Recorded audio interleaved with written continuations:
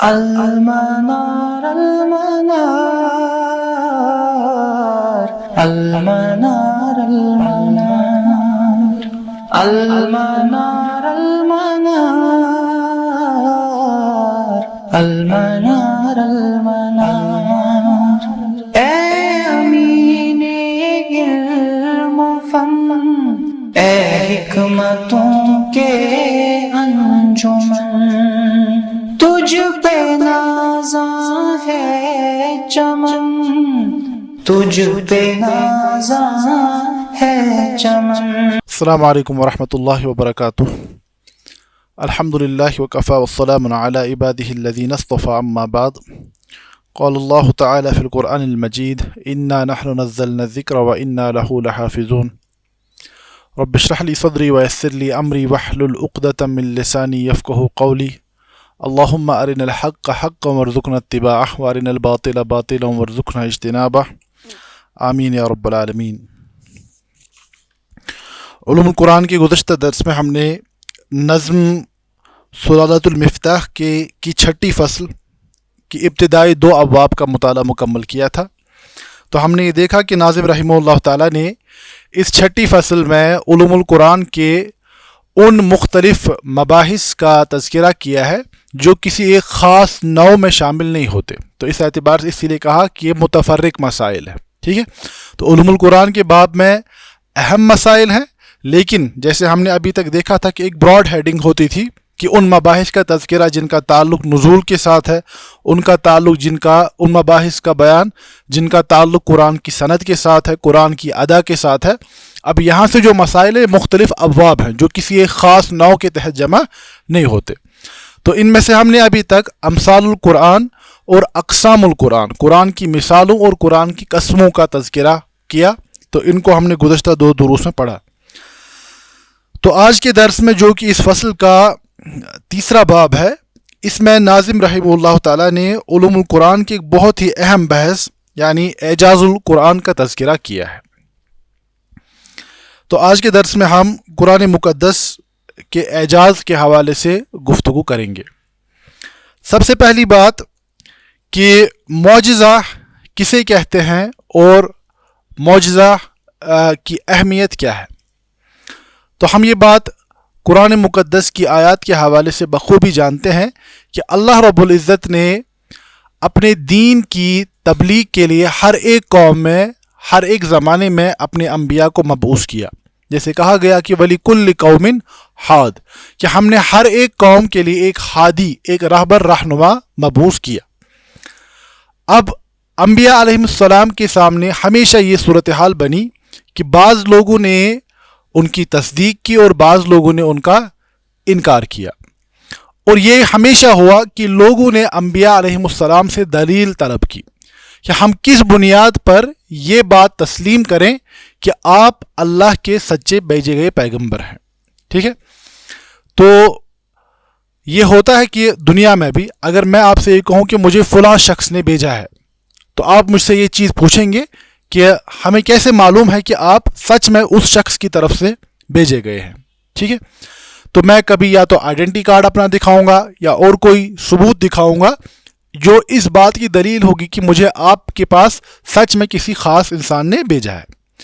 تو اسی اعتبار سے اللہ رب العزت نے جب انبیاء علیہ السلام کو مختلف قوموں کی طرف مبعوث فرمایا، تو قوموں کی یعنی ان پر حجت تمام کرنے کے لیے اللہ رب العزت نے انبیاء علیہ السلام کی تائید کچھ ایسے معاملات سے فرمائی جنہیں ہم معجزات کہتے ہیں۔ تو معجزہ ہوتا کیا ہے تو اس کو ہم دیکھیں گے، لیکن معجزے کے حوالے سے کچھ باتیں ابتدائی طور جان لیجئے کہ جب بھی کسی پیغمبر کو معجزہ دیا گیا، وہ معجزہ اپنی قوم کے احوال کے مطابق دیا جاتا تھا۔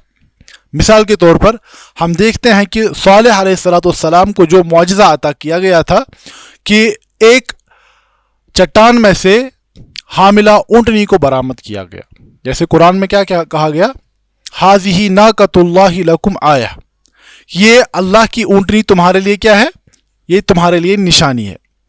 اب یہ معاملہ تھا کہ صالح علیہ السلام کی قوم وہ بڑی زبردست ماہر سنگ تراش قوم تھی، یعنی پتھروں سے ज़बरदस्त इमारतें तामीर करने वाली।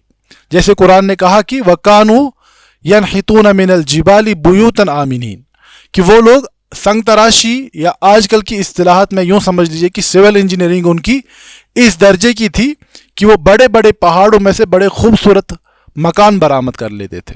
ठीक है, तो यूँ समझिए कि स्टोन कार्विंग का फन उनके यहाँ उरूज पर था। अब एक स्कल्प्टर जो है, जो ये मुजस्मे बनाने वाला है या इमारतें तामीर करने वाला है, वो कितना भी माहिर हो जाए, वो पहाड़ों को खोद कर टनले भी बना ले, लेकिन किसी चट्टान से जिंदा ऊंटनी को बरामद करना मुमकिन नहीं है। तो सालेह अलैहिस्सलाम जो मुआजिज़ा लेकर आए थे, वो उनकी कौम के जो सबसे माहिर तरीन लोग थे, जो इस फ़न को अपनी बेहतरीन सतह पर जानते थे, उन पर भी हुज्जत तमाम कर चुकी थी कि तुम्हारे लिए ऐसा कोई काम करना मुमकिन नहीं है। इसी तरह हम देखते हैं कि सैयदना मूसा अलैहिस्सलाम के ज़माने में बाबुल या कदीम इराक़ वगैरह में शहर अपने उरूज पर था। कुरान ने भी इसका नक्शा खींचा है, तारीख़ की कुतुब में भी हमें इसका तफसीली हवाला मिलता है कि बाबुल की कदीम तहजीब, बेबीलोनिया जिसे हम कहते हैं, तो उसमें शहर का जो ये मामला है ये उरूज पर था। साहिर लोग बड़ी शान व शौकत के मालिक थे उस यानी तहजीब में। तो अब देखिए कि मूसा अलैहिस्सलाम को जो मुआजिज़ात अता किए गए, जो हम सब जानते हैं, मारूफ है, तो सबसे पहले जिन लोगों ने उन मुआजिज़ात के सामने सजदा किया वो कौन थे? वो साहिर लोग ही थे, क्योंकि वो जानते थे कि इस शहर की जो ये फ़न है, इसकी भी एक मुतय्यन हद है जिससे आगे तजावुज़ नहीं कर सकता है। ठीक है, तो इसीलिए वो मूसा अलैहिस्सलाम की मुआजिज़ात को बिल्कुल इब्तिदाई तौर पर ही पहचान गए। और कुरान कहता है, कुरान में कहा गया फ़उल्क़िय अस्सहरतु साजिदीन, और वो बेसाख्ता यानी सजदे में गिर पड़े। ठीक है, तो इसी तरह हम जानते हैं कि मसीह अलैहिस्सलातु वस्सलाम के ज़माने में इल्म तिब का मामला उरूज पर था। आज भी आप तिब यूनानी को यानी दुनिया में पाते हैं अपने आसपास। अब इल्म तिब कितना भी, मेडिकल साइंस कितनी भी तरक्की कर ले, लेकिन किसी मुर्दे में दोबारा जान डालना मुमकिन नहीं है। ठीक है, आज भी हमारा मेडिकल साइंस इतना एडवांस हो चुका है, लेकिन किसी मुर्दे में दोबारा जान डालना मुमकिन नहीं है। तो हम देखते हैं कि मसीह अलैहिस्सलाम को जो मुआजिज़ात दिए गए वो इल्म तिब की हुदूद से तजावुज़ कर रही थी। कुम बिइज़्निल्लाह कहकर मसीह अलैहिस्सलातु वस्सलाम ने मुर्दों को ज़िंदा कर दिया। इसी तरह उस ज़माने में जो पैदाइशी अंधे थे या जो कोढ़ी थे यानी जो कोढ़ के मरीज़ में मुब्तला थे, उनको मसीह अलैहिस्सलाम के ज़रिए से अल्लाह ने शिफा अता फरमाई। इसी तरह आप देखते हैं कि उन्हें मुआजिज़ात अता किए गए कि वो मिट्टी के या गारे से वो परिंदों के यानी शक्लें बनाते थे और उसमें अल्लाह के हुक्म से फूंक डालकर वो ज़िंदा जानवरों में तब्दील हो जाते थे। इसी तरह मेडिकल साइंस कितनी भी तरक्की कर ले, IVF वगैरह हो जाए, लेकिन यानी बाप के नुत्फ़े के बग़ैर किसी यानी ख़ातून के रहम से बच्चा पैदा करना ये मुमकिन नहीं है। ठीक है, तो सैयदा मरियम ताहिरा थी। कुरान ने इसका तज़किरा बड़ी तफसील के साथ किया है कि एक तो यह है कि खुदा न खास्ता आपने कोई ऐसी टेक्निक इस्तेमाल कर ली कि जहाँ पर किसी न किसी तरीके से जो ये माँ और बाप का नुत्फ़ा होता है, इनका इख्तिलात किसी न किसी तरीके से किया जाता है, चाहे बाहर किया जाए माँ के रहम के बाहर या माँ के रहम के अंदर किया जाए। लेकिन कुरान ने साफ साफ ये फरमा दिया कि सैयदा मरियम अलैहिस्सलाम के बारे में उन्होंने अपनी इस्मत व इफ़्फ़त का जब तज़किरा किया तो फरमाया क़ालत, उन्होंने कहा कि मुझे कैसे बच्चा हो सकता है, वलम यमससनी बशर, ना ही तो मुझे किसी इंसान ने छुआ है, वलम अकु बगिया, ना ही मैं कोई सरकश खातून हूँ। ठीक है, तो किसी यानी मर्द के हम कहेंगे कि कंट्रीब्यूशन के बग़ैर एक ख़ातून के रहम से बच्चा पैदा होना ये भी एक मौजज़ा था। मसीह अलैहिस्सलाम की ज़िंदगी मौजज़ात से भरी पड़ी है। उनकी यानी पैदाइश से लेकर अल्लाह की तारफ़ यानी आसमानों में उनको रफ़ा करने तक बेशुमार मौजज़ात पाए जाते हैं। तो मेरी बात जो है वो ये है कि उस ज़माने में जिस किस्म के अहवाल थे तो उन्हीं अहवाल के मुताबिक मौजज़ा दिया गया, हुज्जत कायम की गई। अब उसके बाद बाज़ लोगों ने ईमान लाया, बाज़ लोगों ने कुफ्र किया। अब आखिरी जो मसला है, नबी अकरम सल्लल्लाहु अलैहि वसल्लम, क्योंकि आपके और गुज़श्ता अंबिया के दरमियान एक बुनियादी फ़र्क है। आप अलैहिस्सलातु वस्सलाम को बाज़ ऐसी यानी खुसूसियत अल्लाह रब्बुल इज़्ज़त ने अता फरमाई जो कि गुज़श्ता अंबिया में उस एतबार से नहीं पाई जाती थी, जिसमें सबसे एक बड़ी बात फ़र्क यह है कि गुज़श्ता अंबिया अलैहिमुस्सलाम अपनी अपनी कौमों की जानिब और एक ख़ास वक्त के लिए मबूस किए जाते थे, लेकिन रसूलुल्लाह अलैहिस्सलाम की रिसालत आखिरी और तमाम आलमीन के लिए है। वो सिर्फ अरबों के लिए, उस ज़माने के लिए नहीं, बल्कि क़यामत की सुबह तक अब और कोई पैगंबर नहीं आने वाला है।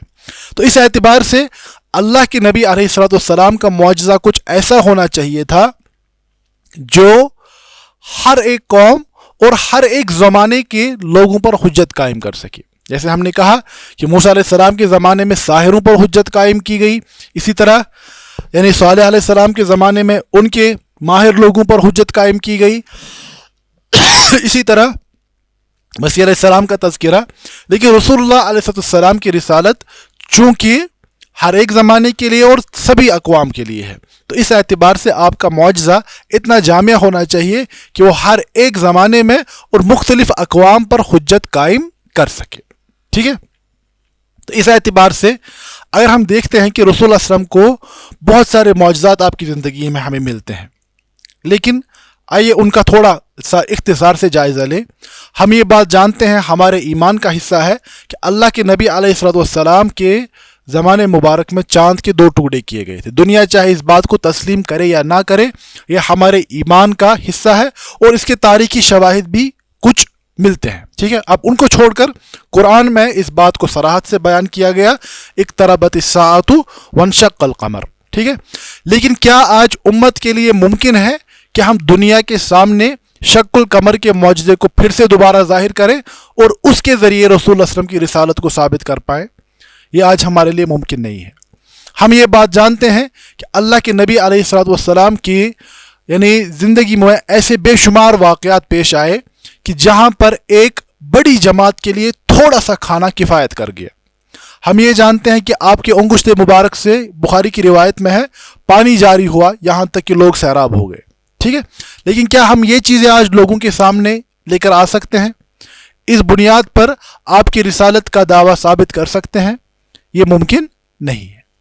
तो मैंने ये बात कही कि आपके और गुज़श्ता अंबिया के मौजज़ात के दरमियान बुनियादी और जौहरी फ़र्क ये है कि आपका मौजज़ा आपकी रिसालत के यूँ कहे हम तबीयत के मुताबिक, जैसी आपकी रिसालत है उसी के मुताबिक होना चाहिए। ऐसा मौजज़ा जो कि हर एक कौम और हर एक ज़माने पर हुज्जत कायम करने की सलाहियत रखती हो।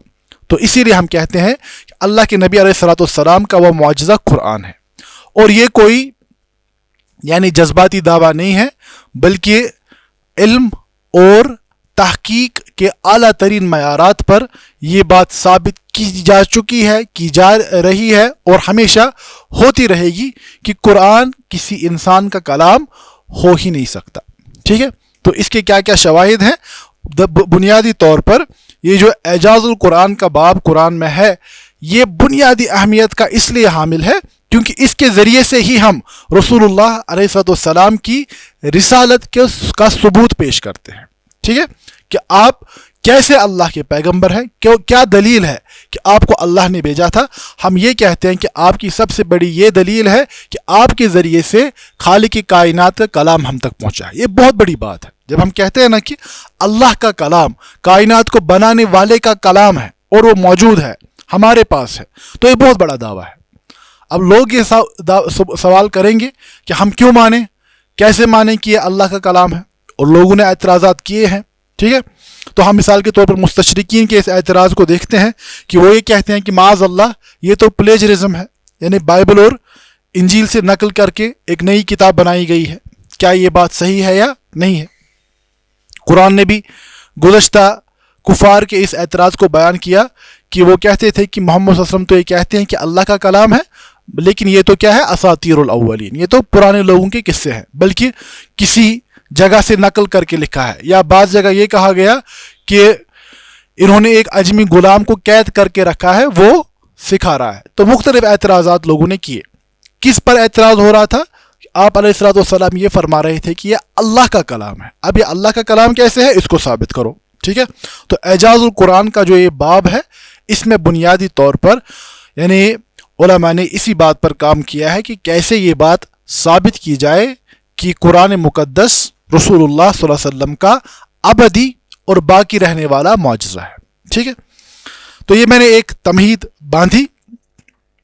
अब देखिए, ये एजाजुल कुरान का मौजू इतना अहम रहा है कि इब्तिदाई ज़माने से उलमा ने इस मौजू पर बड़ी ज़ख़ीम किताबें लिखी हैं। जो हमें एक बड़ी किताब पहले मिलती है, जो हम देखते हैं यानी 4वीं सदी हिजरी में लिखी गई अन-नुक्कत फ़ी एजाजुल कुरान के नाम से, जिसके मुसन्निफ़ अबुल हसन अली इब्न ईसा अर्रुमानी, इमाम अर्रुमानी की किताब है। इसी तरह इमाम खत्ताबी की किताब बयान व एजाजुल कुरान, या आप देखेंगे कि हर एक सदी में किताबें लिखी जा रही हैं इस मौजू पर। इसी तरह एजाजुल कुरान इमाम बाक़िलानी की, इसी तरह अर्रिसालतुश शाफ़िया, ये भी एजाजुल कुरान के नाम उन्वान पर ही है और ये मशहूर किताब है, इमाम जुरजानी की किताब। इसी तरह इमाम जुरजानी की ही और एक किताब दलाइलुल एजाज, कि कुरान के मौजज़ा होने की क्या क्या अदिल्ला है, उसमें उसका बयान किया गया है। इसी तरह इमाम राज़ी रहमहुल्लाह ने निहायतुल इजाज़ फ़ी दिरायतुल एजाज़ के नाम से किताब लिखी। इसी तरह इमाम सुयूती ने मुअतरकुल अक़रान फ़ी एजाज़ुल कुरान के नाम से किताब लिखी, और इसके अलावा भी मौजूदा ज़माने में भी किताबें लिखी जा रही हैं। ठीक है, तो उनका मुमकिन है कि आगे चलकर हम थोड़ा इख्तिसार के साथ तज़किरा कर लें। अब पहली बात जो है कि मौजज़ा किसे हम कहते हैं। ठीक है, तो मौजज़े की तारीफ़ जो उलमा ने बयान की है वो आपके सामने है। फरमाते हैं कि मौजज़ा अम्रुन खारिकुन लिल आदा मकरूनुन बित्तहद्दी सालिमुन अनिल मुआरज़ा यजरीही अल्लाहु तआला अला यदि नबिय्यिही शाहिदन अला सिद्क़िही वहिय इम्मा हिस्सियतुन व इम्मा अक़लिया। तो फरमाते हैं कि जो इसकी मौजज़े की तारीफ़ है वो क्या है। मौजज़ा खर्क़ आदत मामला होता है। खर्क़ आदत यानी अल्लाह रब्बुल इज़्ज़त की कायनात में जो तबी कवानीन यानी पाए जाते हैं, अल्लाह ने जिस कानून के तहत कायनात के इस निज़ाम को चलाया है, तो मौजज़ा सबसे पहले क्या होता है, वो इस आदत के मुखालिफ होता है। फरमाते हैं मकरूनुन बित्तहद्दी, और इसमें क्या होता है, इसमें चैलेंज पाया जाता है। सालिमुन अनिल मुआरज़ा, और इसका मुकाबला करना मुमकिन नहीं होता।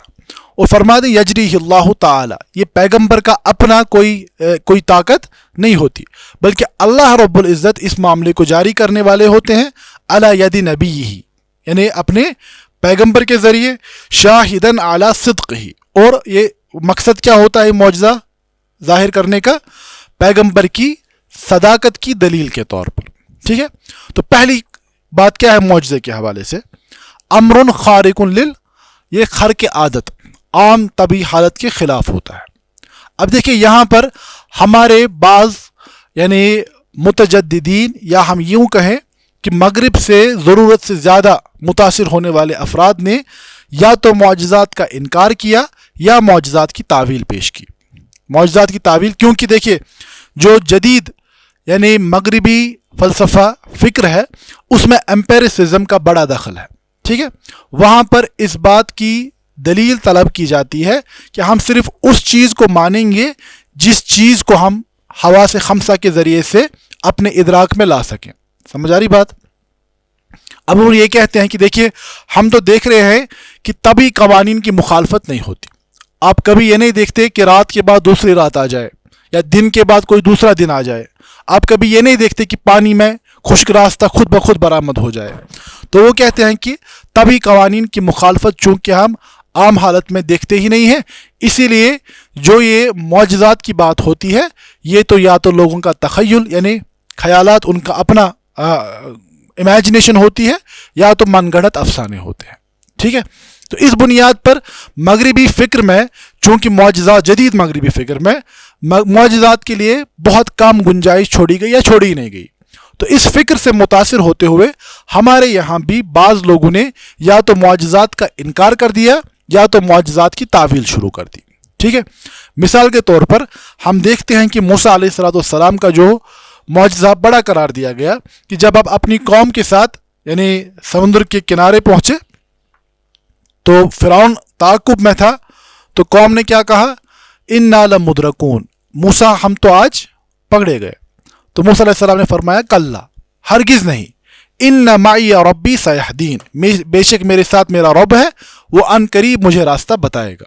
اس کے بعد کیا حکم ہوا؟ فضرب لہم طریقا فی البحر یبسا لا تخاف درکا ولا حظما، کہ آپ اپنا عصا سمندر پر ماریے اور ہم اس سے خشک راستہ برآمد کر دیں گے، ٹھیک ہے، اور نہ آپ کو کسی کے پکڑنے کا خوف ہوگا اور نہ ہی ڈوب جانے کا کوئی اندیشہ، ٹھیک ہے۔ موسیٰ علیہ السلام نے اسی راستے کو عبور کیا اور فرعون اسی راستے میں غرق ہو گیا۔ اب دیکھیے، بظاہر آپ تو یہ کبھی نہیں دیکھتے کہ جہلم کے دو حصے ہو جائے اور اس میں سے کوئی خشک راستہ نکل جائے، آپ کراس کر جائیں اور آپ کا کوئی دشمن آ کر اس میں ڈوب جائے، ایسا بظاہر نہیں ہوتا، ٹھیک ہے، عادت کے خلاف ہے۔ اور اگر کوئی شخص آگ کے اندر داخل ہو جائے تو اس کا کیا انجام ہونے والا ہے؟ آگ کو اللہ نے طبعی طور پر ایسا بنایا ہے کہ جو بھی چیز اس کے ساتھ یعنی اس کی پکڑ میں آ جاتی ہے یہ اسے جلا دیتی ہے، ختم کر دیتی ہے، اور ایسے ہی بے شمار معاملات۔ تو ابراہیم علیہ السلام کو آگ میں ڈالا گیا اور قرآن نے کہا قلنا یا نار کونی بردن و سلاما علی ابراہیم، اے آگ ٹھنڈی ہو جا، ٹھیک ہے۔ اب یہ دیکھیں، پہلی بات ہم نے کیا کہا کہ معجزہ کیا ہوتا ہے؟ معجزے کی تعریف میں ہی یہ ہے کہ یہ کھر کے عادت ہوتا ہے۔ یہ کیا ہوتا ہے؟ یہ کھر کی عادت ہوتا ہے، عام عادت کے خلاف ہوتا ہے۔ تو اس بات سے ہمارے یہاں ایک بڑا ڈیبیٹ، علمی ڈیبیٹ چلتا ہے، وہاں کی طرف میں ابھی نہیں جاتا، کہ کیا جو اشیاء ہیں یا جو قانون یعنی قدرت ہے، کیا یہ خود ایسے بیہیو کر رہا ہے، ان کو ایسے ہی ہونا چاہیے، کہ یا یہ اللہ کی مشیت کے تابع ہے؟ یہ ایک الگ ڈیبیٹ، ایک بڑا ڈیبیٹ چلتا ہے، تو وہاں ہم ابھی نہیں جاتے۔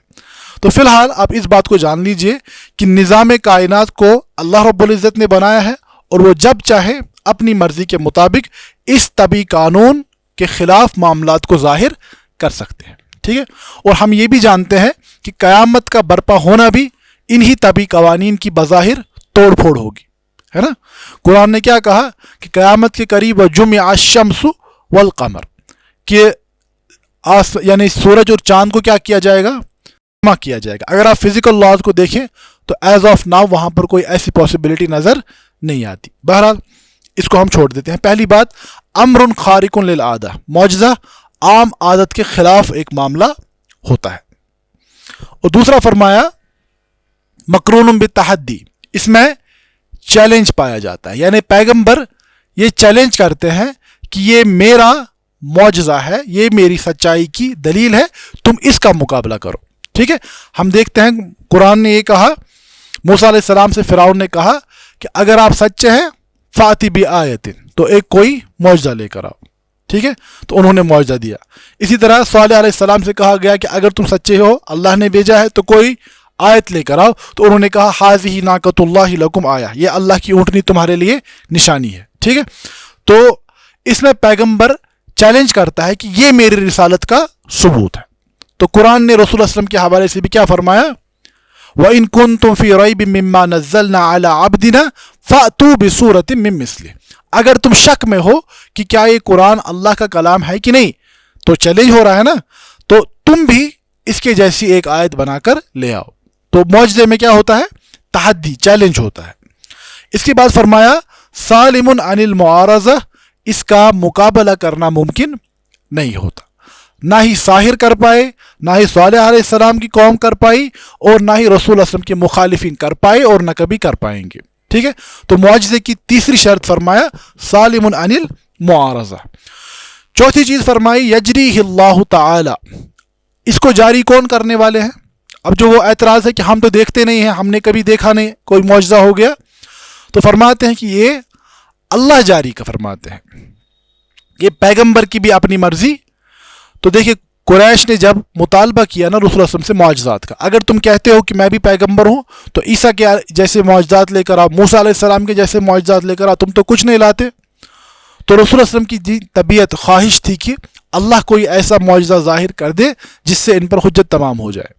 لیکن دیکھیے قرآن نے کیسے اس بات کو بیان کیا، فرمایا فَإِنِ اسْتَطَعْتَ أَن تَبْتَغِيَ نَفَقًا فِي الْأَرْضِ أَوْ سُلَّمًا فِي السَّمَاءِ فَتَأْتِيَهُمْ بِآیَةٍ، یا رسول اللہ یہ معجزہ ظاہر کرنا آپ کے بس کی بات نہیں ہے، بس اگر آپ طاقت رکھتے ہیں کہ آپ زمین میں کوئی یعنی بڑا سا گڑھا کھود کر، نفق کہتے ہیں اصل میں، یوں سمجھے کہ ٹنل کے جیسی، یعنی آپ معجزے تک پہنچنے کا کوئی راستہ بنا سکتے ہو، یا اوسلمن فی السما، یا آسمان میں کوئی سیڑھی لگا سکتے ہو، فتأتیہم بآیہ، اور ان کے لیے کوئی معجزہ لے کر آ جائے. یعنی پیغمبر اپنی مرضی کے مطابق معجزات لے کر نہیں آتے. یجریہ اللہ تعالی، اللہ جاری فرماتے ہیں جب ان کی مشیت ہوتی ہے.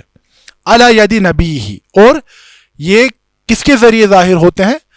پیغمبروں کے ذریعے اللہ اس کو ظاہر فرماتے ہیں، اور یہ ان کی دلیل یعنی صداقت کی کیا ہوتی ہے؟ دلیل ہوتی ہے، سچائی کی دلیل ہوتی ہے. اب فرمایا آگے وہی اما حسیہ، اب یا تو یہ حصی ہوں گے، حصی مطلب جن کو محسوس کیا جا سکے.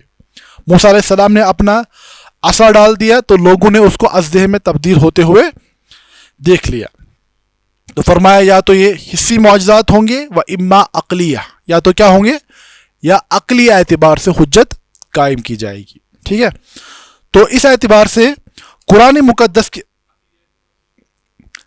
اس کی بات آئے گی. یعنی قرآن جو ہے نا، قرآن حصی معجزہ نہیں ہے. ہم کہتے ہیں قرآن رسول اللہ علیہ وسلم کا معجزہ ہے. ٹھیک ہے، تو یہ قرآن تو کسی اژدہے میں تبدیل نہیں ہوتا جس کو آپ سامنے دیکھ لیں. ٹھیک ہے، تو قرآن کی تعلیمات کی مینیفیسٹیشن کو آپ کو دیکھنا پڑے گا. قرآن اپنی بلاغت میں کیسے، یعنی عام انسانی کلام سے بہت اوپر ہے. تو یہ سب چیز کس کے ذریعے سے ظاہر ہوگی؟ یہ انسانی عقل، غور و فکر کے نتیجے میں ظاہر ہوگی. تو اس کے بعد جب ہم کہتے ہیں کہ اعجاز القرآن، جو کہ ہمارے اس باب کا عنوان بھی ہے، تو اعجاز القرآن سے کیا مراد ہے؟ تو علماء فرماتے ہیں عجز المخاطبین بالقرآن وقت نزولہ ومن بعدہم الی یوم القیامہ عن الاتیان بمثل هذا القرآن مع تمکنہم من البیان وتملقہم لاسباب الفصاحة والبلاغة وتوفر الدواعی واستمرار البواعث. فرماتے ہیں کہ اعجاز القرآن کا مطلب ہے کہ قرآن کے مخاطبین کا عاجز ہو جانا. عاجز سمجھتے نا آپ؟ یعنی اس چیز کی قدرت نہ ہو پانا. ٹھیک ہے، کس کی؟ کہ وہ قرآن کا مقابلہ کرے. کب؟ وقت نزولی، اس زمانے میں بھی، اور ومن بعدہم الی یوم القیامہ، اور ان کے بعد قیامت کے دن تک. یعنی تمام جن و بشر کا اس بات سے عاجز ہو جانا کہ وہ کیا کرے؟ وہ لائے قرآن کے جیسا کوئی کلام. مع تمکنہ من البیان، اس بات کے یعنی ساتھ ساتھ کہ ان میں بیان کی صلاحیت ہے نا. قرآن کا جو یہ چیلنج ہے نا، یہ کسی یعنی ان پڑھ یا کسی ہم کہیں کہ ایسی قوم کے لیے نہیں ہے خالی کہ جن لوگوں کو زبان اور تہذیب کا کوئی شعور نہیں ہے. اس آیت میں تمام انسانیت کو خطاب کیا گیا ہے. اس میں بڑی بڑی لٹریری فگرز بھی ہیں، ہے نا، جو لٹریچر کی دنیا سے تعلق رکھنے والے بڑے بڑے افراد ہیں، چاہے وہ عرب ہوں یا عجم ہوں. تو فرماتے ہیں کہ وہ بیان کی صلاحیت بھی رکھتے ہیں، اور فصاحت و بلاغت کو جاننے والے بھی ہیں، اور ان کے پاس قرآن کا مقابلہ کرنے کے بڑے بڑے یعنی وجوہات بھی موجود ہوتی ہیں. آج دیکھیے امت اسلامیہ اور قرآن مقدس کی تعلیمات کو زمین بوس کرنے کے لیے دنیا میں بے شمار کوششیں ہو رہی ہیں. تو یہ بات تو بالکل آج واضح ہے نا.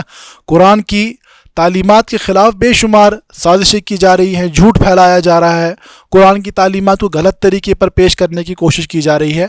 تو ان سب لوگوں کے سامنے ایک آسان سا حل قرآن نے خود پیش کیا تھا کہ تم لوگ چھوڑ دو، ایک قرآن کا حکم صحیح ہے یا غلط ہے اس کو چھوڑ دو. قرآن یہ کہتا ہے کہ تمہاری قوم میں تمہارے پاس اتنے بڑے بڑے لوگ ہیں، اتنے بڑے بڑے دانشور، اتنے بڑے بڑے لٹریری فگرز ہیں، ایک چھوٹا سا کام کر دو کہ اگر تم یہ کہتے ہو کہ قرآن اللہ کا کلام نہیں ہے، فاتو بسورۃ من مثلہ، تو ایک چھوٹی سی صورت بنا کر لے آؤ.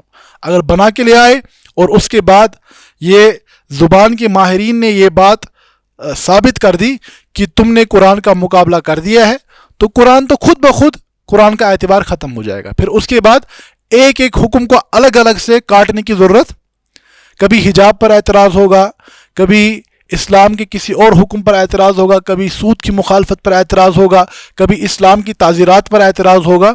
ان سب چیزوں پر الگ الگ یعنی اعتراض کرنے کے بجائے دنیا والوں یا قرآن کے مخالفین کے سامنے ایک آسان سا حل یہ ہے کہ قرآن کی جیسی ایک صورت بنا کر لے آؤ.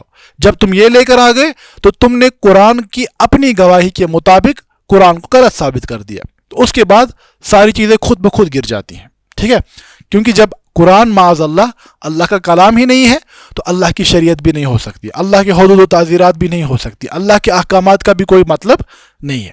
تو دنیا والوں نے اس سے پہلے بھی قرآن کے نور کو بجھانے کی کوشش کی لیکن بجھا نہیں، جیسے قرآن نے کہا یریدون ان یطفئوا نور اللہ بافواہہم ویأبی اللہ الا ان یتم نورہ ولو کرہ المشرکون، تو یہ ہو نہیں سکتا ہے۔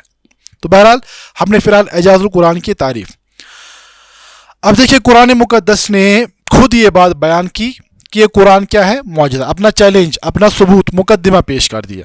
سورہ عنکبوت میں کہا گیا وَقَالُوا لَوْلَا أُنزِلَ عَلَيْهِ آيَاتٌ مِّن رَّبِّهِ، یا رسول اللہ علیہ وسلم یہ مشرکین کہتے ہیں کہ کیوں ان پر، یعنی ان کے رب کی طرف سے آیات، معجزہ لفظ قرآن میں استعمال نہیں ہوا ہے، معجزے کے لیے آیت لفظ استعمال ہوتا ہے، ٹھیک ہے، تو ان کی طرف کوئی معجزہ کیوں نازل نہیں کیا جاتا؟ قُلْ إِنَّمَا الْآيَاتُ عِندَ اللَّهِ، آپ فرما دیجئے کہ معجزوں کے ظہور کا اختیار اللہ رب العزت کے پاس ہے، وَإِنَّمَا أَنَا نَذِيرٌ مُّبِينٌ، اور میرا کام کیا ہے، تو میں تو تمہیں صاف صاف آگاہ کرنے والا ہوں۔ اور اس کے بعد دیکھیے قرآن، اولم یکفہم، کیا ان لوگوں کے لیے یہ کافی نہیں ہے، انا انزلنا علیک الکتاب یتلی علیہم، کہ ہم نے آپ پر ایسی کتاب کو نازل فرمایا جو کہ ان پر پڑھی جاتی ہے۔ اگر آپ دیکھیں گے نا یہ قرآن کا اتنا زبردست یعنی بیان ہے کہ کیا ان کے لیے کافی نہیں ہے کہ ہم نے آپ پر ایک کتاب کو نازل فرمایا۔ اس میں کیا بات ہے؟ اس میں رسول اللہ علیہ السلام کی پوری یعنی سیرت طیبہ کو بھی جمع کیا جا رہا ہے۔ آپ پر کتاب کے نزول میں کیا بات ہے کہ آپ کی امانت، صداقت تو معروف تھی، لیکن آپ کوئی کاتب تھے، کوئی ادیب تھے، تو یا کوئی کتاب جاننے والے تھے، پڑھے لکھے تھے، تو یہ کوئی بات نہیں تھی۔ آپ تو نبی الامی آپ کا وصف قرار دیا گیا کہ آپ پڑھے لکھے نہیں تھے، آپ دنیاوی قوانین کے مطابق کوئی پڑھے لکھے ہوئے انسان نہیں تھے، آپ نے تورات انجیل کو بھی نہیں پڑھا تھا، کوئی تاریخی ثبوت نہیں ہے۔ تو فرمایا کیا ان کے لیے یہ بات کافی نہیں ہے کہ ایک امی کے ذریعے سے ان پر عظیم تعلیمات کتاب کی صورت میں نازل کی جا رہی ہیں، ٹھیک ہے۔ ابھی مجھے نام یاد نہیں آ رہا ہے، یہ میں نے شیخ احمد دیدات کے ایک لیکچر میں سنا تھا، وہ کسی کا حوالہ دے رہے تھے کہ کسی مستشرق نے اعتراض کیا صحابہ پر، یہ دیکھو کہ چرواہے کیسر و کسریٰ کے تخت کے یعنی وارث بن گئے۔ اصل میں وہ تنقید کر رہا تھا کہ تہذیب سے آ رہی ایک قوم بظاہر معاذ اللہ یعنی کیسر و کسریٰ کی تہذیب کو ملیا میٹ کر گئے، لیکن اگر آپ دیکھیں گے نا کہ اس تہذیب کو یا کیسر و کسریٰ کو فتح کرنے والے لوگوں کو قرآن کی انہی تعلیمات نے جنم دیا تھا، ٹھیک ہے۔ ایک نبی امی صلی اللہ علیہ وسلم نے ایک ایسی جماعت تیار کر کے دی اس کتاب کی بنیاد پر جس نے انسانی تہذیب کا رخ مکمل طور پر پھیر دیا، ٹھیک ہے۔ تو بہرحال فرماتے ان فی ذلک لرحمۃ وذکریٰ لقوم یؤمنون، تو یہاں پر اس آیت میں صاف طور پر کہا گیا یہ لوگ معجزہ طلب کرتے ہیں، ان کے لیے کافی ہونا چاہیے کہ ہم نے آپ پر یہ کتاب نازل فرمائی۔ تو قرآن نے اپنا مقدمہ پیش کیا۔ اسی طرح حدیث میں بھی ایسی روایت ملتی ہے، اور ان میں سب سے جو صریح روایت ہے اس حوالے سے وہ صحیح بخاری میں سیدنا ابو ہریرہ رضی اللہ تعالیٰ عنہ سے روایت ہے، کتاب فضائل القرآن باب کیف نزول الوحی۔ اسی طرح صحیح مسلم میں بھی کتاب الایمان میں یہ روایت موجود ہے۔ تو فرماتے ہیں کہ اللہ کے نبی علیہ السلام نے فرمایا ما من الانبیاء من نبی الا قد اوتی من الآیات ما مثلہ آمن علیہ البشر وانما كان الذي اوتیت وحیا اوحى اللہ الی فارجو ان اکون اکثرهم تابعا یوم القیامہ۔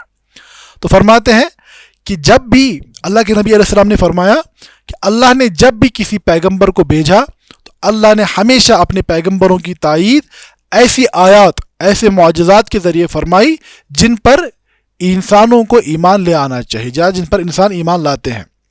اور فرمایا اور جو چیز مجھے عطا کی گئی، جو چیز مجھے عطا کی گئی یعنی جو آیت، جو معجزہ مجھے عطا کیا گیا وہ کیا ہے؟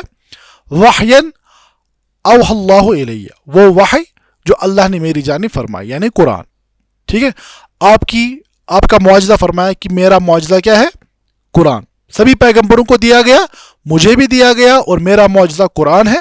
فارجو ان اکون، اور مجھے امید ہے کہ قیامت کے دن امت میں سب سے بڑی میری امت ہوگی، سب سے زیادہ زیادہ اطاعت کرنے والے میرے لوگ ہوں گے. ٹھیک ہے. تو اس حدیث میں بھی صراحت کے ساتھ کیا فرمایا گیا؟ اللہ کے نبی صلی اللہ علیہ وسلم نے خود فرمایا کہ میرا معجزہ کیا ہے؟ میرا معجزہ قرآن ہے. سابقہ انبیاء کو معجزات عطا کیے گئے، مجھے بھی عطا کیا گیا، اور میرا معجزہ قرآن ہے. اب اس حدیث کی شرح میں امام نووی رحمہ اللہ فرماتے ہیں معنی ان معجزات الانبیاء علیہم السلام انقرضت بانقراض آثارہم. تو فرماتے اس کا مطلب یہ ہے کہ گزشتہ انبیاء کو جو معجزات عطا کیے گئے تو وہ ان کا زمانہ گزرنے کے ساتھ وہ معجزات بھی رفع کیے گئے. آج دیکھیں دنیا میں اگر موسیٰ علیہ السلام کا عصا ہمیں کہیں مل بھی جائے، ٹھیک ہے، بالفرض، تو وہ عصا آج ازدہ میں تبدیل نہیں ہوگا. تو فرماتے وَلَمْ يُشَاهِدْهَا إِلَّا مَنْ حَضَرَهَا بِحَضْرَتِهِمْ. اور فرماتے ان معجزات کا مشاہدہ صرف وہ لوگ کر پائے جو اس وقت موجود تھے. وَمُعْجِزَةُ نَبِيِّنَا صلی اللہ علیہ وسلم القرآن المستمر إلى يوم القيامة مع خرق العادة في أسلوبه وبلاغته وإخباره بالمغيبات. وہ فرماتے اور ہمارے نبی علیہ السلام کا جو معجزہ ہے یعنی قرآن مقدس وہ باقی رہے گا قیامت تک. مع خرق العادہ، امام نووی بھی کیا فرماتے ہیں؟ اور وہ عام عادت کے خلاف ہے. کس میں؟ فی اسلوبی، اپنے اسالیب میں، اپنی بلاغت میں، غیب کی خبریں بیان کرنے میں، اور انسانوں اور جنوں کے عاجز ہونے میں، اس بات پر کہ وہ ایسی کوئی کتاب لے کر آ جائیں. مجتمعین او متفرقین، پھر وہ جمع ہو جائیں یا الگ الگ ہو جائے، یعنی ایک ساتھ تمام جن و انسان کرے کوشش یا علیحدہ علیحدہ کرے. فی جمیع الاعصار، 14 صدیاں گزر چکی ہیں اس چیلنج کو، 1400 سالوں سے یہ چیلنج دنیا کے سامنے باقی ہے. اور فرمایا ما اعتنائہم بمعارضتہ فلم یقدروا، اور ایسا نہیں ہے کہ لوگوں نے کوشش نہیں کی. کبھی کہا جاتا ہے نا یہ کون سی بڑی بات ہے، اب لوگوں کی توجہ نہیں ہے. لیکن دنیا کے بڑے بڑے ادیبوں نے، دنیا کے بڑے بڑے لوگوں نے کوششیں بھی کی ہیں، تاریخ نے ان کوششوں کو نقل بھی کیا ہے. وہ ہم افصح القرون، اور وہ ایسے لوگوں نے جو اپنے زمانے کے سب سے زیادہ فصیح ترین لوگ تھے. ما غیر ذالک من وجوہ اعجاز المعروفہ، اور اس کے علاوہ بھی یعنی اسلوب، بلاغت اور غیب کی خبریں دینے کے علاوہ بھی قرآن کے معجزہ ہونے کی مختلف دیگر جہتیں بھی ہیں جن کا ہم تذکرہ انشاءاللہ کریں گے. اب دیکھیے قرآن، ہم نے کیا کہا؟ پہلی بات امر خارق للعادہ، عادت کے مخالف. تو یہاں پہلی بات آئی قرآن کس کس اعتبار سے عادت کے مخالف ہے. دوسرا فرمایا مقرون بالتحدی، اس میں چیلنج ہوتا ہے. اب دیکھیے قرآن نے خود اپنی تحدی کو کیسے پیش کیا. سورہ طور میں کہا گیا ام یقولون تقولہ بل لا یؤمنون، کیا یہ کہتے ہیں کہ یہ کلام معاذ اللہ محمد صلی اللہ علیہ وسلم نے خود گاڑا ہے، بلکہ حقیقت یہ ہے کہ یہ ایمان نہیں لاتے. فلیاتوا بحدیث مثلہ ان کانوا صادقین، بس یہ بھی اس کے جیسی کوئی بات، یہاں پر اب سورہ آیت کے بجائے کہا گیا قرآن کے جیسا کوئی کلام بنا کر لے آئے.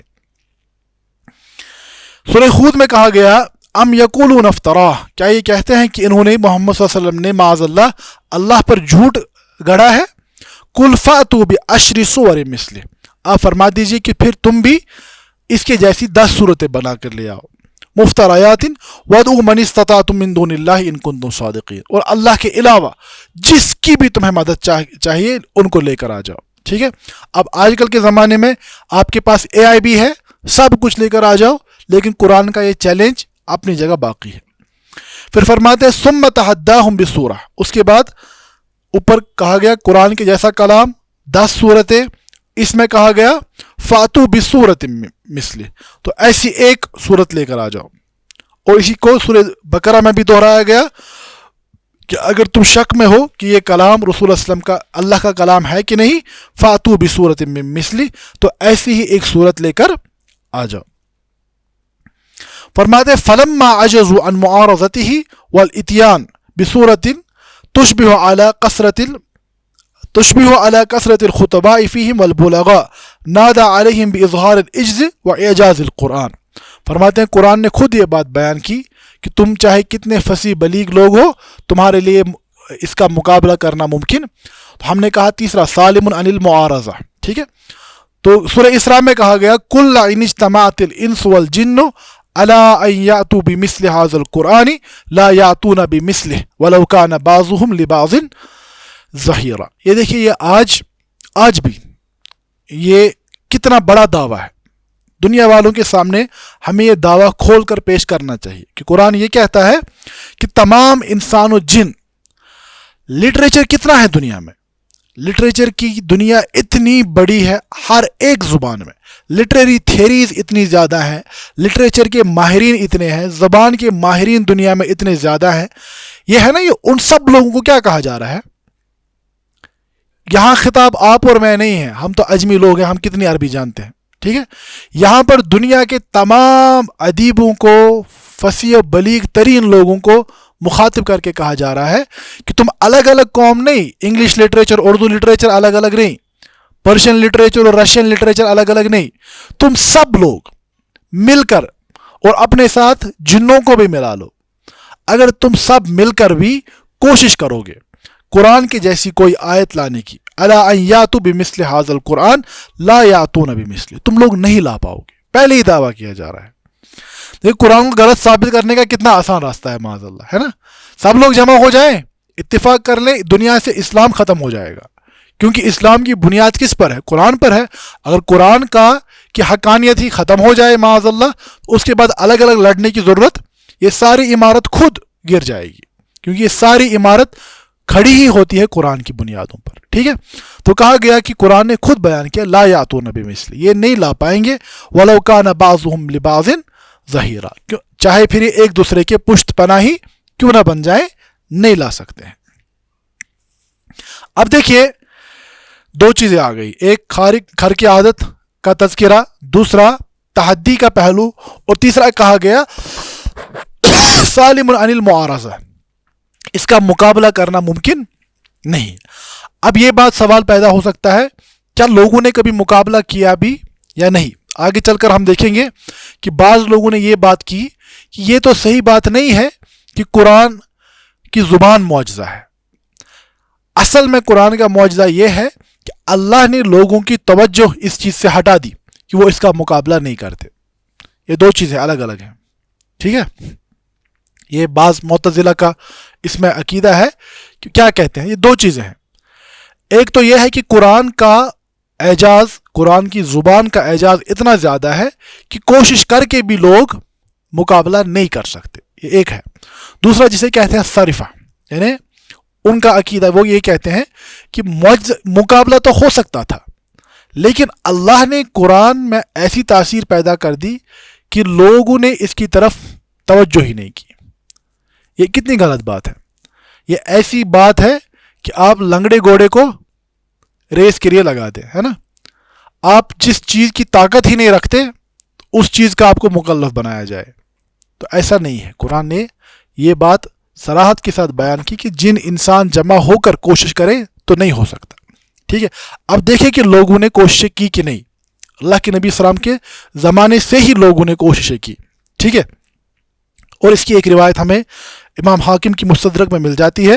سیدنا عبداللہ ابن عباس رضی اللہ عنہما فرماتے ہیں کہ ولید ابن مغیرہ یعنی خالد ابن ولید رضی اللہ تعالیٰ عنہ کے والد اور رسول اللہ علیہ وسلم کے سب سے بڑے دشمنوں میں سے ایک، فرماتے ہیں ولید ابن مغیرہ چونکہ اپنی قوم کا سردار تھا، لوگ کوشش کر رہے تھے کہ کسی طرح رسول اللہ علیہ وسلم کو اس دعوت سے روکا جائے، کیونکہ لوگ دین کی طرف آ رہے تھے، قریش کی سرداری ٹوٹ رہی تھی، تو کوشش کر رہے تھے کہ کسی نہ کسی سے کیا ہو جائے، مقابلہ ممکن ہو جائے. تو فرماتے ہیں کہ ولید ابن مغیرہ رسول اللہ علیہ وسلم کے پاس آیا اور کہا فقرأ علیہ القرآن، جب آیا تو اللہ کے نبی علیہ السلام نے قرآن پڑھ کر سنایا. فکأنہ رق لہ، تو ولید کا کیا معاملہ ہوا کہ وہ جیسے کہ تھوڑا بہت دل میں نرمی سی پیدا ہو گئی. یہ بہت ہوتا تھا قرآن میں، بہت سارے واقعات ایسے ہیں کہ بڑے بڑے آپ کے مخالف آپ کے پاس آئے، قرآن کی کچھ آیات سن لی اور ایک دم سے زندگی تبدیل ہو گئی. آپ نے پتہ نہیں سیدنا طفیل ابن عمرو رضی اللہ عنہ کا واقعہ سنا ہے؟ قبیلہ دوس جہاں سے ابو ہریرہ بھی آتے ہیں رضی اللہ عنہ، ان کا یہ معاملہ ہوا کہ طفیل ابن عمرو رضی اللہ عنہ اپنی قوم کے سردار بھی تھے اور بڑے شاعر تھے. تو وہ فرماتے ہیں کہ میں حج کے موسم میں جب مکہ آیا تو مکے میں زبردست پروپیگنڈا چل رہا تھا کہ یہاں پر ایک ساحر پیدا ہوا ہے، اس کا کلام جو سنتا ہے وہ حواس باختہ ہو جاتا ہے اور اس کے بعد وہ اپنے ہوش کھو بیٹھتا ہے. تو فرماتے ہیں اتنا پروپیگنڈا زبردست تھا کہ میں نے اپنے کانوں میں روئی ٹھونس لی کہ مجھے اس شخص کی بات نہیں سننی ہے۔ اس کے بعد فرماتے ہیں کہ چلتے چلتے جب میں پہنچا تو اپنی جگہ خیال آیا کہ طفیل تم تو اتنے زبردست عالم ہو، شاعر ہو، بات سننے میں کیا مسئلہ ہے؟ اگر بات صحیح ہوگی مان لیں گے، بات غلط ہوگی نہیں مان لیں گے۔ تو فرماتے ہیں کہ اس کے بعد میں نے روئی نکال لی، اللہ کے نبی علیہ السلام سے ملاقات ہوئی تو انہوں نے مجھے قرآن کی آیات اور غالباً جہاں تک میری یادداشت ہے یعنی معوذتین سورہ فلق اور سورہ ناس آپ نے تلاوت فرمائی، اور طفیل ابن عمرو رضی اللہ عنہ نے اسی وقت ایک دم سے ایمان قبول کر لیا، یہ کہہ کر کہ یہ کسی عام انسان کا کلام نہیں ہو سکتا۔ ٹھیک ہے، یہ تو پھر سے ان کو کہا جائے گا کہ دوست لوگ تھے، لیکن ولید ابن مغیرہ جو تھا وہ آپ کی دشمنی پر مرا بھی، اور یہ ایسا انسان ہے جس کے بارے میں قرآن نے تذکرہ کیا۔ کیا تذکرہ کیا؟ سورہ مدثر آپ پڑھتے ہیں، اللہ فرماتے ہیں انہ فقر وقدر فقتل کیف قدر ثم قتل کیف قدر ثم نظر ثم عبس وبصر ثم ادبر واستكبر فقال ان هذا الا سحر يؤثر ان هذا الا قول البشر سأصليه سقر وما ادراك ما سقر۔ یہ اسی واقعے کا تذکرہ ہے۔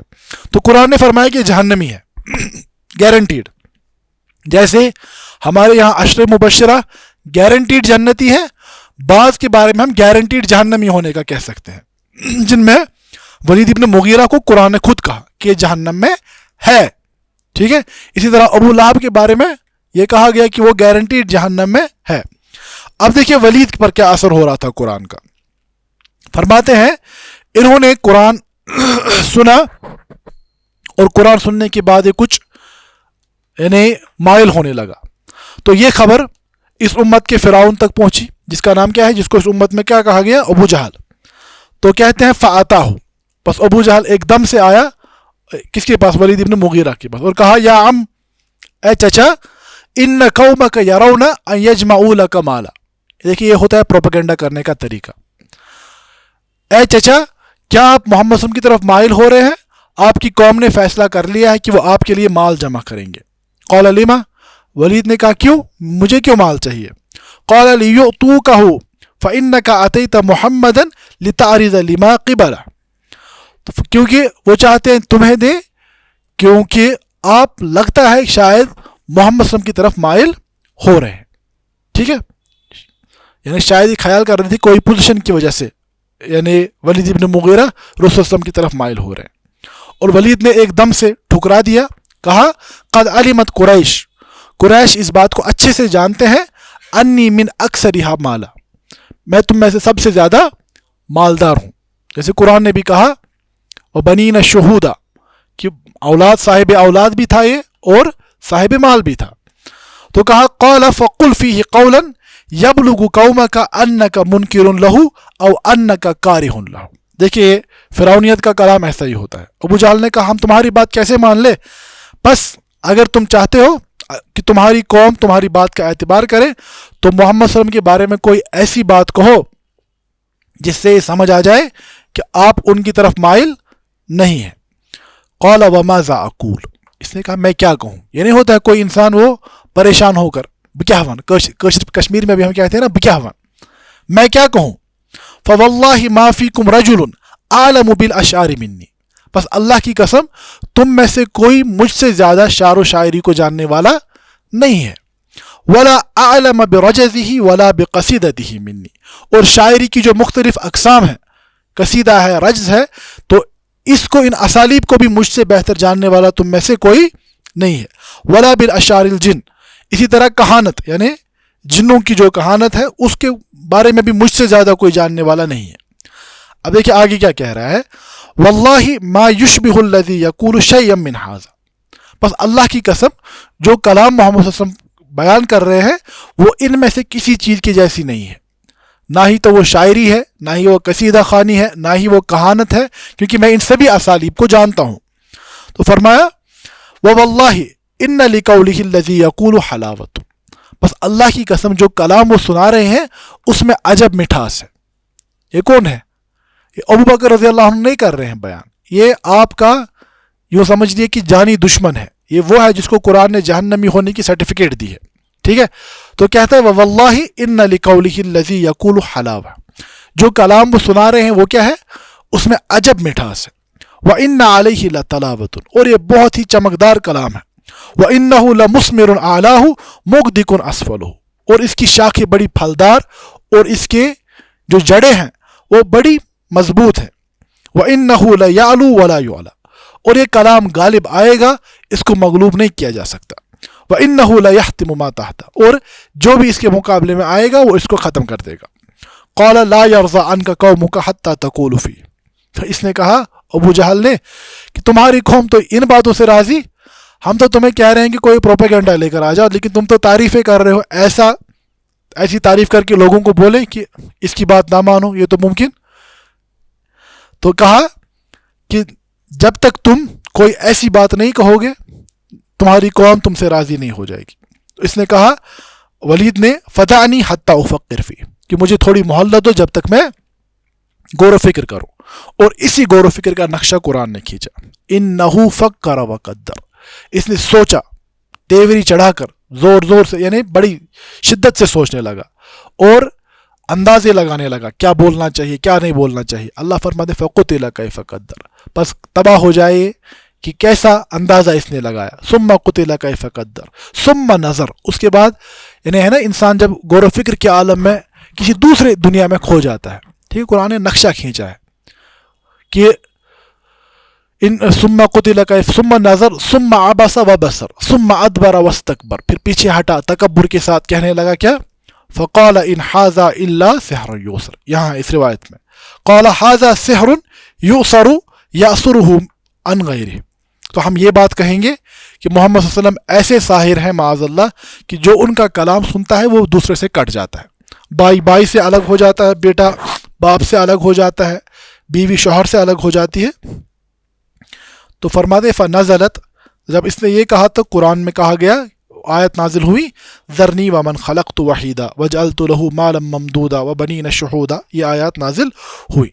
तो यहाँ पर जो बुराद है बयान करने की कि इस रिवायत के मुताबिक वलीद इब्न मुगीरा ने भी शहादत दी कुरान के फसाहत व बलागत के बारे में, इसका गैर इंसानी कलाम होने के बारे में। इसी तरह उतबा इब्न रबिया के बारे में भी मशहूर है।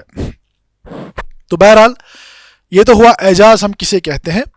अब है कि कुरान का कौन कौन सा पहलू मौजज़ा है, किस एतबार से कुरान मौजज़ा है।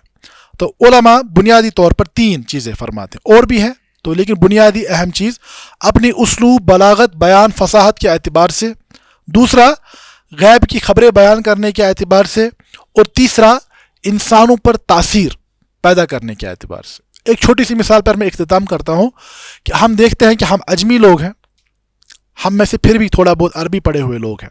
आपने कितनी बार देखा होगा रमज़ान में या गैर रमज़ान में कि ऐसे बुज़ुर्ग लोग जिन्होंने कुरान को न पढ़ा है न समझे हैं, लेकिन जब कुरान सुनते हैं तो बेसाख्ता रोते हैं। आपने कभी देखा है ऐसे लोगों को? कुरान की आवाज़ की भी अपनी एक अजीब तासीर है, ठीक है। एक तो है कुरान के फ़हम की तासीर, दूसरा कुरान की जो, इसको अल्लाह डॉक्टर इसरार रहमहुल्लाह की मग़फ़िरत फरमाए, वो एक बड़ा खूबसूरत लफ्ज़ इस्तेमाल करते थे। वो कहते हैं कि कुरान में मलकूती गिना है, यानी डिवाइन म्यूज़िक, अजीब सी एक तासीर। आप देखिए कुरान को पढ़ने के कितने तरीके हैं और कितने फिर आवाज़ों का हुस्न के साथ जब पढ़ा जाता है तो बिला शक व शुबा इसमें तासीर पाई जाती है। तो एजाज़ कुरान में 3 एतबारात से पाया जाता है। एक तो एजाज़ लुग़वी एजाज़, दूसरा अल एजाज़ुल इल्मी, यानी कुरान के इल्म, जिसे आप जदीद इस्तिलाह में साइंटिफिक एजाज़ भी कह सकते हैं, उस पर भी हम बात करेंगे। और तीसरा कहा गया अल एजाज़ुत तशरीई, कुरान का अपनी तशरी शरीयत के एतबार से मौजज़ा होना, ये कुरान के एजाज़ के मुख्तलिफ पहलू हैं। तो ये कैसे कुरान इन तीनों एतबारात से मौजज़ा है वो हम आने वाले दर्स में देखेंगे। हाज़ा मा इंदी वल्लाहु ताला आलम व सल्लल्लाहु अला नबिय्यिना मुहम्मद व आलिहि व सहबिहि व सल्लम व आखिरु दअवाना अनिल हम्दुलिल्लाहि रब्बिल आलमीन। المنار المنار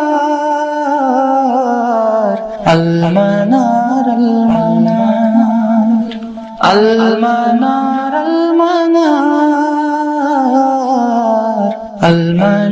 المنار